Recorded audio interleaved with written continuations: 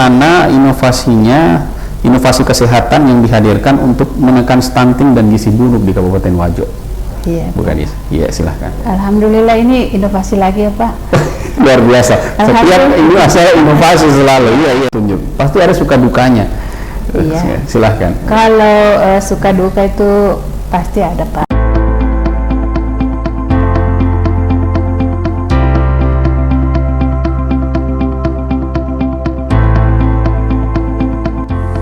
Kupas Tuntas. Assalamualaikum warahmatullahi wabarakatuh. Pemirsa channel Medium TV dimanapun berada, kembali lagi bertemu bersama kami di salah satu program unggulan kami, dan sekarang kami akan berada di program Kupas Tuntas, tentunya mengupas tuntas semua OPD yang ada di Bumi Lamodu Keleng atau di Kabupaten Wajo. Dan sekarang saya sudah bersama dari salah satu OPD yang ada di Kabupaten Wajo, yakni Dinas Kesehatan, dan tentunya saya sudah ditemani langsung oleh Ibu Kepala Dinas dari Dinas Kesehatan, yakni Ibu Dr. Haja Armin MKes, betul ya? Ya. Betul, oke. Ya, sebelumnya Bu Kadis, apa kabar Bu Ya. di hari ini? Alhamdulillah, Ya. kabar baik Pak. Alhamdulillah. Bu Kadis, pertama saya mau berterima kasih untuk waktunya. Kita sudah diterima. Jadi di program Kupas Tuntas ini kita ngobrol-ngobrol ringan ya Bu Kadis. Seperti apa mungkin kedepannya program-program kerja yang sudah dijalankan dan akan berjalan, mungkin akan saya kupas secara satu persatu Bu Kadis. Baik, Bu Kadis, mungkin saya langsung saja, ini adalah Dinas Kesehatan. Tentunya baru-baru ini Dinas Kesehatan bekerja keras melalui situasi COVID pandemi kemarin, sehingga sampai di tahap sekarang pasti penuh perjuangan. Dinas Kesehatan pasti juga salah satu garda terdepan untuk melewati fase itu hingga sekarang. Kalau bisa Bu Kadis, sebelum kita melangkah lebih jauh, mungkin Bu Kadis bisa ceritakan khususnya di Kabupaten Wajo, Dinas Kesehatan ini dia tupoksinya atau lingkup kerjanya seperti apa saja Bu Kadis? Silahkan. Oh ya, terima kasih Dek. Mungkin lebih awal saya perkenalkan diri dulu. Saya Dr. Armin, Kepala Dinas Kesehatan Kabupaten Wajo. Saya bertugas sebagai Kepala Dinas ini baru 2 tahun lebih. Siap, iya Bu. Ya, jadi saya dilantik sebagai Kepala Dinas Kesehatan itu di masa puncaknya pandemi COVID. Oh, justru iya. Kasus pada bulan Juli itu ya lumayan meningkat. Lumayan tinggi juga. Ya, jadi pertama saya bertugas di Dinas Kesehatan kan, yang kami utamakan itu kerja sistem. Betul. Jadi awalnya kami di internal dinas dulu, Betul. mengatur strategi di masa pandemi COVID ini. Sementara kami juga berkewajiban membantu Bapak Bupati untuk mencapai 25 program kerja nyatanya. Iya. Jadi semua harus seiring sejalan. Iya. Betul. Menangani COVID, program juga harus jalan. Tetap berjalan. Iya. Jadi bukan suatu alasan ketika misalnya ada situasi COVID lantas ada program yang tidak berjalan. Justru bagaimana caranya supaya tetap menangani kasus COVID, sementara program yang lain juga tidak ada yang terlewatkan, Bu Kadis. Iya. Baik, kalau saya boleh tahu Bu Kadis, saya kan ini taruhlah misalnya saya ingin menggali lebih jauh, utamanya di Dinas Kesehatan. Untuk sejauh ini, jika misalnya ada suatu penyakit, seperti apa mungkin pencegahan atau pengendalian khususnya dari Dinas Kesehatan, misalnya jika terjadi suatu penyakit, mungkin ada yang bisa dijelaskan? Iya, saya mulai dulu dari 25 program kerja nyatanya Bapak Bupati. Untuk bidang kesehatan sendiri itu ada namanya otodoktoro. Oh iya, otodoktoro. Pak Bupati itu hari di program kerjanya itu harus disiapkan otodoktoro. Jadi kami di Kabupaten Wajo untuk otodoktoro sendiri yang lengkap ini fasilitasnya, kegawat daruratan, bisa membantu persalinan langsung di mobil. Jika jadi otodoktoro ini mobile, keliling ya? Iya, mobile. Iya. Jadi yang tersedia di Kabupaten Wajo untuk otodotoroknya itu yang mobil besarnya ada 5, dan ada 1 mobil ambulans PSC namanya, itu standby di kantornya PSC. Oh iya. Ya, terus kalau misalnya cara untuk ininya otodotor ini seperti apa? Ya. Bu Kadis? Alhamdulillah sejak tahun 2020 itu sudah bisa langsung masyarakat menghubungi call center 112. Jadi ini gratis, Pak. Siap. Jadi gratis. Langsung masyarakat butuh kendaraan langsung tekan 112. Kapanpun. Ya, kapanpun. 24 jam ini petugasnya standby. Oke, iya. Jadi misalnya tiba-tiba butuh pertolongan pertama atau yang apapun itu berhubungan dengan ini, langsung bisa telepon call center 24 jam 112. Oke, dan Otodotoro ini sudah berapa unit, Bu? 5 unit. Jadi yang untuk wilayah Belawa, Menyampajo, Tanah Sitolo itu mobilnya itu standby-nya di Kecamatan Menyampajo, mengcover 3 kecamatan. Terus ada juga di Kecamatan Majauleng, dia itu mengcover wilayah Gilireng, Wangrewu sama Majauleng. Untuk wilayah utara ada Otodotoro di Kecamatan Kera. Itu wilayah kerjanya mulai dari wilayah Kecamatan Pitung Panua, Saluk Buloh, dan Kera sendiri. Otomatis daerah-daerah tersebut yang sudah ada Otodotoro pasti sudah merasakan manfaatnya. Ya, alhamdulillah. Dan sejauh mana sejauh ini respon dari masyarakat hadirnya Otodotoro itu? Ya, luar biasa, sangat membantu sekali karena misalnya dalam perjalanan, misalnya ibu hamil yang akan dijemput, segera bisa ditolong di kendaraan karena sudah lengkap fasilitasnya di dalam. Jadi di dalam itu sudah pokoknya alat-alat kesehatan ada memang juga di situ. Bukan di tenaganya juga siap, ada dokternya, ada bidan, perawat. Jadi perjalanan menuju mungkin ke rumah sakit, di jalan sudah mendapatkan pertolongan pertama. Jadi sudah tidak lengkap perlu tugasnya. Oke, siap. Kalau saya mau tanya, untuk di Dinas Kesehatan Kabupaten Wajo sendiri, untuk sumber daya kesehatannya apakah sudah cukup menurut Ibu Kadis, termasuk dengan pelayanan kesehatan yang diberikan dan juga alat-alat kesehatan sejauh ini menurut Bu Kadis apakah sudah maksimal? Kalau untuk pemenuhan SDM sama alat kesehatan sebagai penunjang, sampai sekarang ini tuh belum.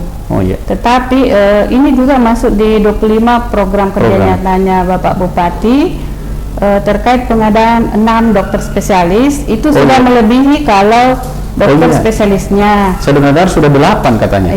Atau berapa ya? Tahun 2019 awal Bapak Bupati sudah dilantik, itu dokter spesialisnya masih 18 orang. Sekarang sudah 26. Itu sudah cukup atau melebihi? Sudah cukup sih sebenarnya, tinggal pengaturannya karena di sini ada 2 rumah sakit pemerintah. Ada di ujung utara yaitu Rumah Sakit Siwa, itu juga rumah sakit pemerintah. Tapi tipe D. Jadi Yang satunya? Yang satunya Rumah Sakit Lemak Dukelem tipe C. Kami juga sudah memberikan 12 dokter untuk disekolahkan. Sementara sekolah sekarang berbagai jurusan spesialis. Begitu. Untuk memaksimalkan tenaga. Karena 2 rumah sakit ini, 2 rumah sakit pemerintah. Siap. Terus seperti apa terobosan program yang mungkin dari Bu Kadis sejak menjabat hingga sekarang, program-program yang sudah mungkin ditunaikan atau dijalankan? Ada terobosan apa saja yang sudah dilakukan Bu Kadis? Alhamdulillah sudah 2 tahun ini berjalan. Pertama saya bertugas sebagai Kepala Dinas Kesehatan, yang saya utamakan dulu ini bagaimana capaian dari IKU-nya, indikator kinerja utamanya, terutama SPM, capaian standar pelayanan minimal di bidang kesehatan.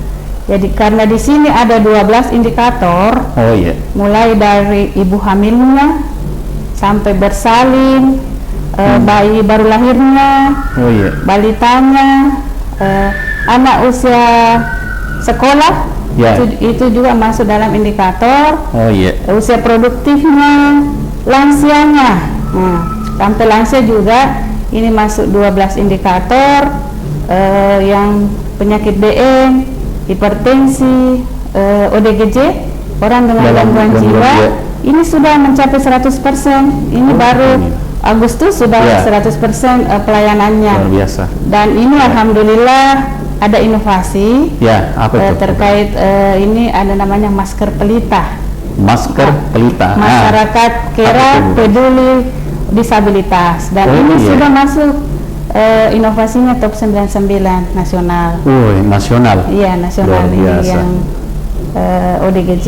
Terus yang HIV sama TB juga. Iya. Untuk SPM dari 12 indikator ini alhamdulillah di bidang kesehatan triwulan kedua itu sudah melebihi 50% capaiannya. Ya, siap. Berarti memang sejauh ini terobosan program yang dilakukan oleh Dinas Kesehatan ini setidaknya ada indikator yang lebih dari sebelumnya, Iya. Bu Kadis ya. Iya. Dan itu sementara progres, sementara berjalan, bahkan masuk sampai top 99 nasional tadi yang Bu Kadis sebutkan ya. Iya. Masih ada lagi nih Pak. Apalagi, Bu Kadis? terkait IKU, indikator kinerja Iya. utama ini kan ada bagaimana rumah tangga itu ber-PHBS, pola hidup bersih sehat. Oh iya. Nah, salah satunya itu pencegahan demam berdarah. Iya. Jadi di tengah pandemi COVID ini orang tidak perhatikan lagi seperti penyakit demam berdarah, Ya, karena justru mereka masyarakat ketakutan dengan COVID sampai Iya, lupa bagaimana bahwa ada wabah-wabah lain. bagaimana mencegah ini demam berdarah. Nah, di sini kami tetap memperhatikan Iya. selain COVID ini penyakit menular. Iya. Nah, inilah pencegahan demam berdarah yang kami sebut dengan Go Cantik, gerakan iya, wajah iya. cari jentik. Nah, alhamdulillah tadi sudah 2 hari kami ini Iya. mengikuti pertemuannya. Iya. Ini masalah jentik dan Wah, luar ini biasa, majalah Go Cantik. dari Dinas Kesehatan, Iya. bagaimana pencegahan demam berdarah, dan ini alhamdulillah sudah 4 kementerian yang melirik, Kementerian Iya, iya, Kemendes, iya. Kemendagri, Kominfo, dan Kementerian Kesehatan sendiri. Ini sudah 2 hari mereka rapat terkait dengan bagaimana mencari jentik, dan Gerakan insya Allah wajah. wajah nanti lokus monefnya 4 kementerian ini. Luar biasa. Ini produk asli inovasi dari Dinas Kesehatan. Iya, bukan ini sendiri. dan inovatornya saya sendiri. Luar biasa, Bu Dokter. Dan untuk mengedukasi masyarakat, khususnya untuk yang seperti Bu Kadis bilang tadi, lebih peduli terhadap pencegahan ini seperti apa, Bu Kadis? Ya, kami di Dinas Kesehatan memang membagi kelompok. Iya. Jadi untuk wilayah-wilayah, karena kan ada 23 puskesmas. 23 puskesmas ya. 23 puskesmas. Jadi kami dari Dinas Kesehatan membagi mulai dari sekretaris dengan kepala bidang untuk bertanggung jawab, misalnya 3 puskesmas. iya. Jadi dibagi per di- kelompok iya, ya. iya. Jadi inilah yang selalu turun ke lapangan untuk memberikan sosialisasi sampai Iya. monefnya. Iya. Oh iya. Jadi enak bisa diukur juga Iya. bahwa sudah sejauh mana serapan Go Cantik ini diimplementasi di masyarakat, Bu Kadis. Iya.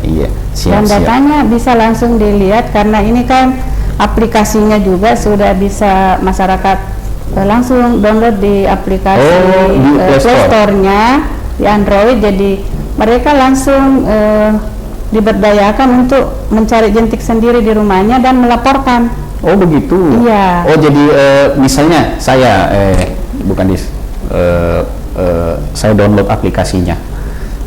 Terus apa yang bisa saya lakukan di aplikasi itu?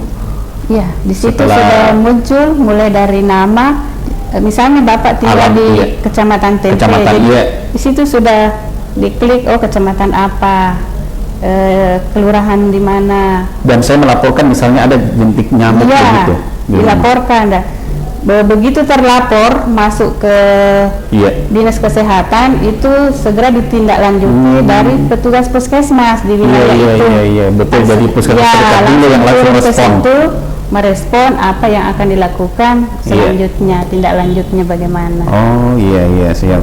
Jadi memang hadirnya aplikasi Go Cantik ini tidak hanya untuk menghadirkan inovasi, tapi betul-betul pasti ujung-ujungnya pelayanannya harus lebih cepat. Iya. Dan memberdayakan masyarakat. Dan memberdayakan juga masyarakat. Ini memang sudah berbasis teknologi ini nih, bukan karena memang kemajuan zaman menuntut kita untuk ke digital sekarang supaya lebih cepat. Bukan Transformasi di bidang kesehatan sekarang harus enam transformasi. Oh iya. Teknologi. Siap. Saya bisa dijabarkan lagi sedikit, Bu Kadis. Tadi mungkin sudah disinggung, tapi saya ingin minta lebih spesifik lagi terhadap program kerja dari Dinas Kesehatan dan 25 program kerja nyata dari Pamase. Sejauh ini implementasinya itu seperti apa program-program kerja dari Dinas Kesehatan untuk mensupport kerja Pak Bupati dan Wakil Bupati, Bu Kadis? Iya. Baik Pak, jadi untuk mensupport dari 25 program kerja nyata Bupati yang dalam hal ini khusus bidang kesehatan, seperti tadi yang Otodoktoro, gambarannya sudah saya tadi jelaskan. Selanjutnya dokter spesialis juga sudah tersedia dan sudah banyak yang sementara sekolah. Rekomendasi dari kami Dinas Kesehatan untuk beberapa jenis spesialis. Selanjutnya ini juga program kerjanya Bapak Bupati, pelayanan kesehatan gratis, Pak. Itu layanan kesehatan gratisnya berupa apa, Bu Kadis? Nah, ini kerjasama dengan BPJS Kesehatan. Jadi pemerintah daerah dalam hal ini Pemda itu menyiapkan anggaran melalui Dinas Kesehatan. Jadi alhamdulillah Wajo tahun 2021 itu UHC, Pak. UHC Universal Health Coverage. Jadi masyarakat yang datang berobat alhamdulillah itu sudah gratis untuk kelas 3. Kelas 3. Jadi untuk kelas 3 ini langsung pemerintah Kabupaten Wajo yang membayarkan anggarannya setiap bulan. Luar biasa. Jadi tahun 2021 itu Pemda menyiapkan anggaran untuk pelayanan kesehatan gratis dalam hal ini UHC 54 miliar 661 juta 561.200 rupiah. Itu untuk tahun lalu. Jadi tahun lalu. Nah, untuk tahun ini 2022 alhamdulillah bulan ini Oktober Wajo UHC lagi dengan anggaran yang disiapkan 39 miliar. Jadi ada berapa tahun UHC untuk dari tahun lalu, Pak? Dari tahun lalu? Iya, 2021 Wajo UHC. Iya, ini pencapaian yang luar biasa juga itu Bu Kadis. Di tengah pandemi Covid. Betul. Refocusing anggaran, tapi alhamdulillah Wajo bisa UHC. Iya. Itulah mungkin tantangannya dari Bu Kadis mungkin bagaimana caranya untuk mengubah yang situasi tadi yang tadinya sulit ternyata masih bisa mengukir prestasi, Bu Kadis. Terus Bu Kadis saya mau tanya juga mungkin dalam pelaksanaan beberapa program-program yang sudah dijalankan atau mungkin yang sementara berjalan pasti tentunya ada tantangan-tantangan yang dihadapi. Bisa dijelaskan mungkin tantangan yang pernah dilalui Bu Kadis untuk menjalankan mungkin suatu program seperti apa? Iya, terima kasih Pak. Kalau tantangan karena ini di tengah pandemi Covid, jadi tantangan awal itu bagaimana edukasi ke masyarakat di tengah pandemi Covid. Pas puncak-puncaknya pandemi Covid, yang terkonfirmasi positif itu untuk mengedukasinya ke tempat isolasi itu butuh kesabaran. Itu satu tantangan yang besar. Kayaknya semua permasalahan itu di semua kabupaten itu masalah ini. Iya, itu betul. Masalah sangat berat itu Pak. Melakukan edukasi. Karena pasti takut ke orang, bukan misalnya kalau ada yang terkonfirmasi positif, pasti lebih dikunci dirinya di rumah ketimbang mungkin diarahkan untuk bahwa sebenarnya ada tempat isolasi khusus dan itu tidak ini. Tapi kan mungkin stigmanya masyarakat ini kalau dibilang COVID kayak bilang memang ini sekali nih gadis, kayak apa ya? Itu bahkan yang penerimaannya masyarakat ke petugas kesehatan itu yang sangat sulit. ya Jadi itu untuk tantangan merubah mindset. pemahaman, mindset bahwa COVID itu perlu penanganan begini, kita seakan-akan sudah tidak diterima di masyarakat kalau tenaga kesehatan yang menyampaikan informasi. Betul. Nah, itu tantangannya dalam program kami yang lain, seperti misalnya Posyandu. Posyandu di tengah pandemi COVID itu kan ada beberapa bulan 6 bulan lebih itu tidak ada kegiatan di Posyandu karena masyarakat kan takut datang berkumpul, lebih mengunci diri di rumah.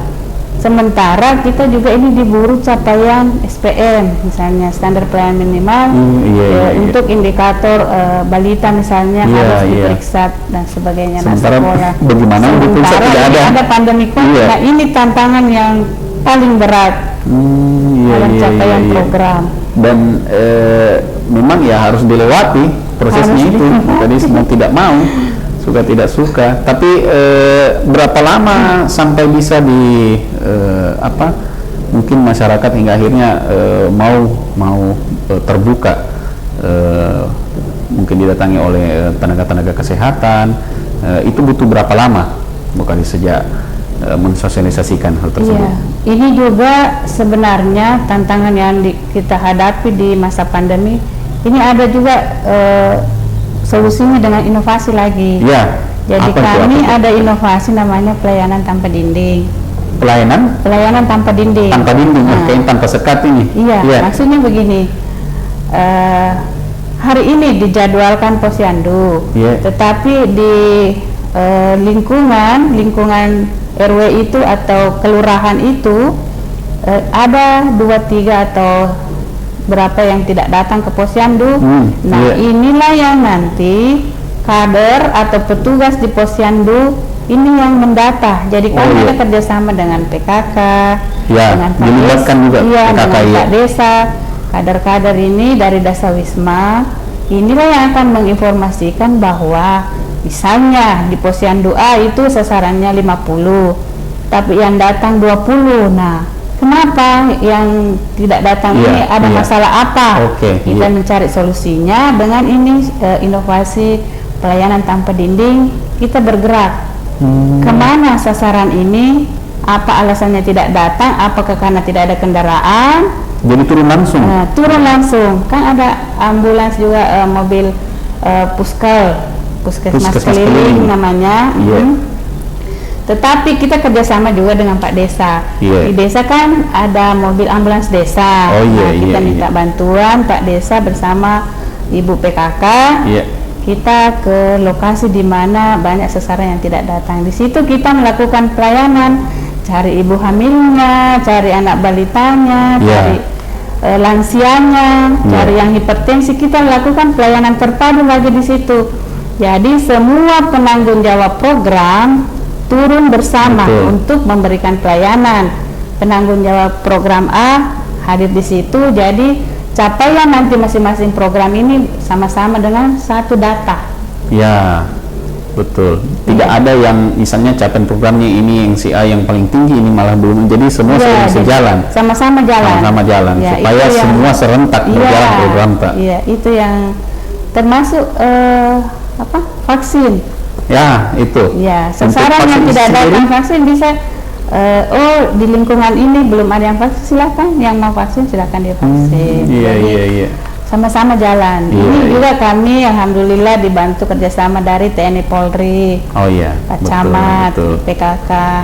Jadi semakin mudah untuk mengajak masyarakat. Jadi selalu ada kerjasama, Pak. Betul, harus memang seperti itu. Ini harus menjadi super team, bukan jadi tidak bisa. Memang kalau harus dinas kesehatan sendiri pun juga itu memang belum cukup. Memang butuh pihak-pihak terkait lagi untuk menyukseskan beberapa program.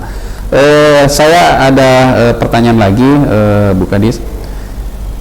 terkait dengan stunting. Iya. Iya. Untuk dinas kesehatan sendiri ini bagaimana inovasinya, inovasi kesehatan yang dihadirkan untuk menekan stunting dan gizi buruk di Kabupaten Wajo? Iya. Bu Kadis. Iya, silahkan. Alhamdulillah ini inovasi lagi ya Pak.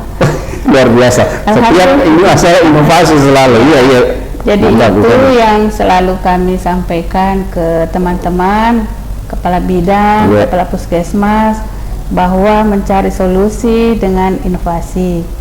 Jadi alhamdulillah kami di Wajo untuk penanganan stunting ada inovasi namanya Pak Ganteng. Pak Ganteng. Ya. Tadi sudah cantik, ganteng. Ganteng lagi. Udah cantik, Pak Iya. Ganteng. Iya, luar biasa. Karena 3 kabit kami di sini laki-laki semua, jadi kami sebut Pak Ganteng. Iya, iya, iya. Perbanyak makan ikan gabus untuk mencegah stunting. Oh, Ya, iya, iya. Nah, iya, Wajo iya. kan ini penghasil ikan gabus. Iya, betul, penghasil ikan gabus. Ya. Ikan gabus ini kita tahu bagaimana proteinnya, Kandungan, iya. kandungan albuminnya untuk mencegah stunting. Siap, siap. Jadi lagi-lagi inovasi Lagi-lagi untuk inovasi. menjawab setiap permasalahan kesehatan yang ada di Kabupaten Wajo. Iya, Pak. Dan saya hitung-hitung dari tadi memang sudah banyak inovasi nih yang Bu Kadis hadirkan ini untuk menjawab permasalahan-permasalahan yang ada di dinas kesehatan tersendiri.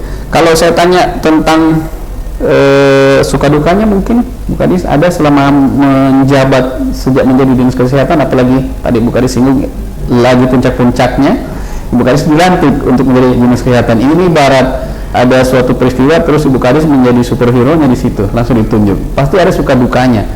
Iya. Silahkan. Kalau suka duka itu pasti ada Pak. Iya. Tapi kalau sudah dilewati itu sudah hilang dukanya. Iya, iya, iya. Ya, jadi itu tadi yang awal saya sampaikan bahwa itu yang sulit sekali mengedukasi masyarakat di tengah pandemi COVID. Terutama yang terkonfirmasi positif ini, ya saya bersama dengan Ibu Sekretaris sama teman-teman yang lain pernah diburu itu Pak sama keluarga pasien yang terkonfirmasi positif. Sudah sampai seperti itu tuh Ya. Bu Kadis ini. Saya sama polisi, sama tentara bersama-sama mereka turun tapi tetap diburu. Jadi itu yang ini yang masih tantangan menjadi awal ya. iya, tantangan dan pasti PR ya, karena kan pasti hal-hal seperti ini bukan bilang 1-2 kali terjadi, bukan bisa saja masih ada masyarakat yang masih belum bisa menerima. Iya. Untuk bagaimana kalau misalnya terkonfirmasi positif, dan itu pasti mau tidak mau berprogres Bu Kadis. Mungkin suka dukanya paling banyak di situ ya, Ya, suka dukanya di paling banyak di penanganan COVID. penanganan COVID. Memang ini hal yang harus di Oke, Bu Kadis, mungkin ini terakhir dari semua penjelasan tadi yang disampaikan Ibu Kadis, apa harapan atau pesan yang ingin Bu Kadis sampaikan kepada masyarakat Wajo, khususnya dari dinas kesehatan sendiri? Mungkin bisa diberikan pesan, Bu Kadis, silahkan. Saya pribadi dan teman-teman dari Dinas Kesehatan Kabupaten Wajo mengharapkan seluruh masyarakat, mari kita sama-sama untuk membantu program kerja nyatanya Bapak Bupati dan Bapak Wakil Bupati yang periode 2019 sampai 2024 Iya. menuju Wajo yang sehat, maju, sejahtera. Itu yang kami harapkan, kerjasama dari Bapak Ibu semua masyarakat, bagaimana masyarakat Wajo sehat. Itu harapan kami. Ya, oke. Baik pemirsa, mungkin tadi sudah sangat lengkap yang apa Bu Kadis paparkan, terutama dari dinas kesehatan sendiri, seperti apa penanganannya terhadap berbagai hal dari COVID, juga tadi beberapa inovasi-inovasi yang dilahirkan Bu Kadis untuk menangani beberapa masalah kesehatan di Kabupaten Wajo. Dan saya menangkap memang dinas kesehatan ini tidak main-main untuk menyikapi permasalahan-permasalahan yang ada khususnya di kesehatan ya di Kabupaten Wajo, karena terbukti dengan hadirnya beberapa inovasi yang tadi Bu Kadis sudah sebut. Saya menangkap tadi ada Otodoktoro, terus juga pembunuhan dokter spesialis, dan juga ada layanan kesehatan gratis ini yang sangat luar biasa dari pemerintah Kabupaten Wajo di kelas 3 itu ditanggung oleh pemerintah Kabupaten Wajo. Juga ada pelayanan tanpa dinding, ya Bu Kadis, betul ya. Ada Go Cantik, dan juga ada Pak Ganteng untuk menekan stunting dan gizi buruk di Kabupaten Wajo, Bu Kadis. Ini luar biasa sekali. Mungkin saya sudah tidak bisa berkata-kata lagi, hanya bisa mendoakan semoga Bu Kadis beserta semua jajaran sehat selalu, bisa menyukseskan juga program kerja dari Dinas Kesehatan tersendiri, dan juga menyukseskan 25 program kerja nyata PAMASE dari Pak Bupati dan Pak Wabub. Oke, baik, akhirnya pemirsa, kita sudah tiba di ujung acara. Saya sekali lagi berterima kasih kepada Bu Kadis untuk waktunya, sudah bisa menyempatkan di sela-sela kesibukan beliau, bisa kita ngobrol-ngobrol ringan, mengedukasi masyarakat Kabupaten Wajo, tentunya juga menambah pengetahuan kita ya, terutama di Dinas Kesehatan. Oke pemirsa, kita akan bertemu lagi di program acara berikutnya, tentunya dengan narasumber yang berbeda dan juga topik yang berbeda. Mungkin itu dulu dari saya pamit undur diri. Terima kasih para pemirsa podcast Medium TV dimanapun berada. Assalamualaikum warahmatullahi wabarakatuh.